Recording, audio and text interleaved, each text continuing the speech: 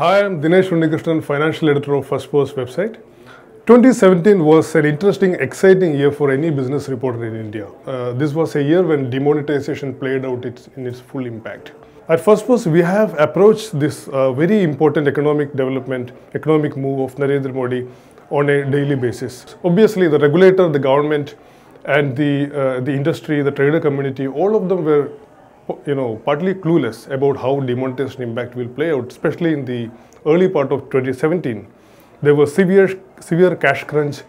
All the informal sector, which constitutes which is the biggest employer for India's workforce, was hit very badly. We sent out our reporters to across the country to get the pulse from the villages, how the demonetization, how the cash crunch, and how, of course, the remonetization process with the new notes from RBI is taking effect.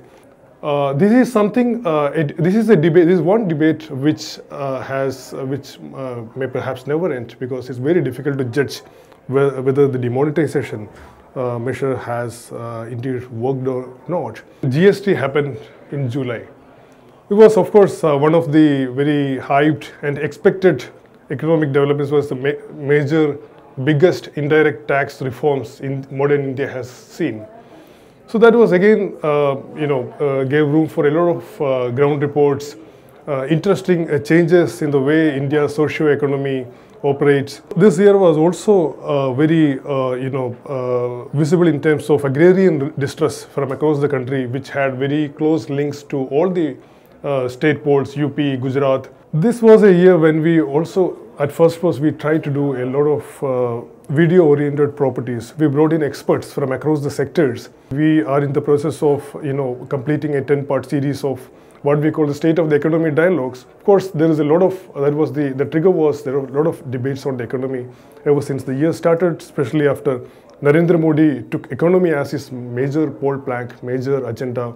If I take an instance, we had one of the former bankers who actually were part of the team in SBI who gave out the big loan to the Kingfisher Airlines, where the promoter is out of the country and where some 17 banks are having a tough time to fight a legal battle to get the money back.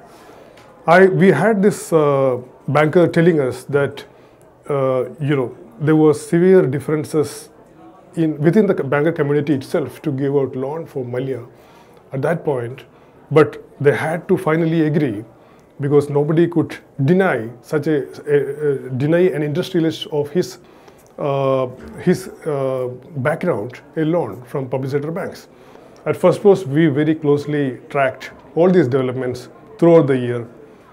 We'll update you in the coming year as well how these issues will shape up.